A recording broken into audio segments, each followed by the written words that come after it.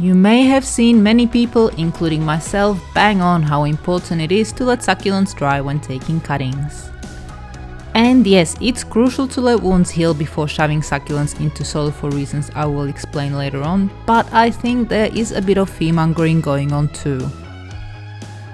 For instance, I recommend a minimum of 24 hours for wounds to dry, but get comments all the time saying that's not enough and then the plants will rot. I also had a customer recently who said she's seen a few videos saying you have to dry for at least a couple of weeks to a month, otherwise they'll rot. Spoiler alert, they won't. I propagate about 100,000 cuttings every year and 24 hours is just fine most of the time.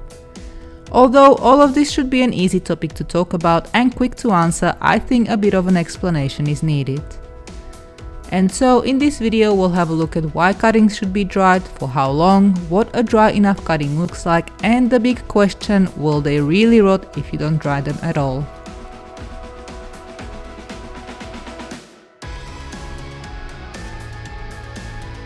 I think the best way to explain the why is to think of it from a human wound perspective. When we injure ourselves, the wound needs to stay as dry and clean as possible to prevent disease and infection-causing bacteria or fungus getting into our bodies. A wound creates a perfect gateway for other organisms not only in humans but in plants as well. And our bodies know this, so when we injure ourselves, a chain of reactions happens so the wound is sealed as quickly as possible. We create a scab and plants grow callus. Callus is a soft tissue that forms over a wounded or cut plant surface and allows healing. The interesting thing about the callus is that some of its cells can create growing points, which is what allows us to propagate succulents from cuttings.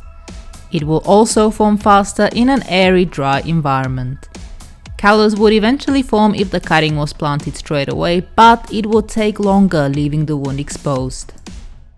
And this could be bad news, as many potting media, especially garden soil, is chock-a-block full of all sorts of bacteria and fungi. Some good, others not so much.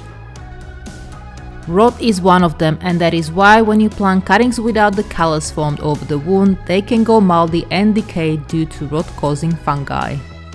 So the primary reason we need to let succulent cuttings dry first is to allow callus to form, which will prevent harmful organisms from entering and potentially destroying the plant.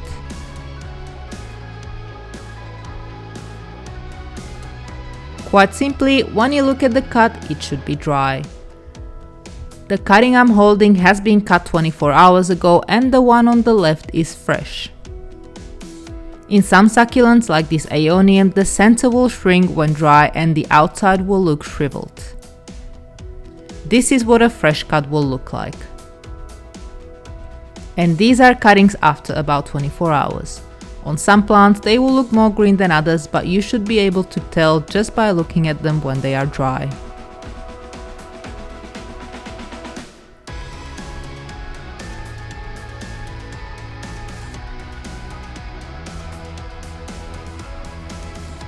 I guess I kind of answered this already. 24 hours in a bright, dry and airy spot should be enough. Humidity, the spot you leave the cutting at, and the temperature can however have an effect on how well the wound dries. While 24 hours is usually enough if it's particularly humid, cold, the cutting is a bit big, or if it for some reason doesn't look like it's healed properly, give it another day or two.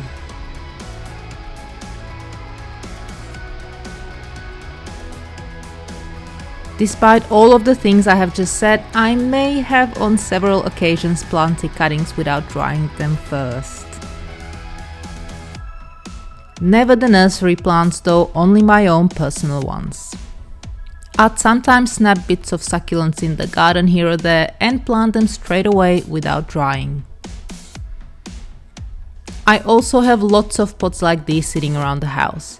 They are made up of cuttings from succulents in the nursery that have suffered damage and can't be sold.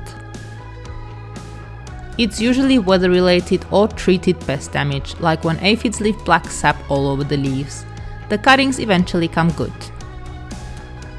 I don't normally dry these either, as I just simply haven't got the time. If any get rot and die, I'd plug them out and replace. I have so many succulents, it wouldn't make much difference.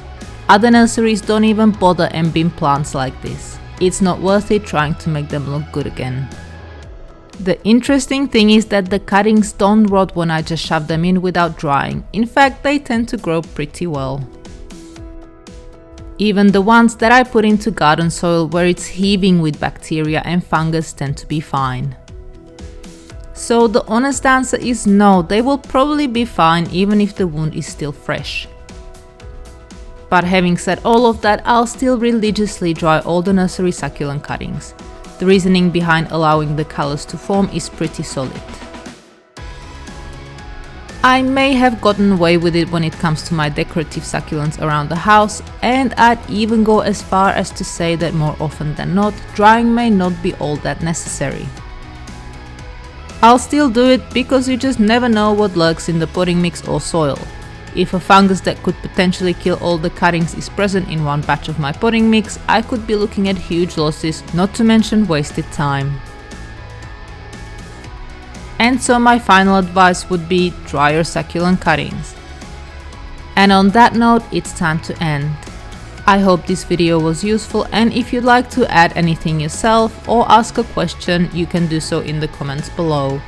To learn more about succulents, hit the subscribe button or go to succulentgrowingtips.com. Thank you very much for watching.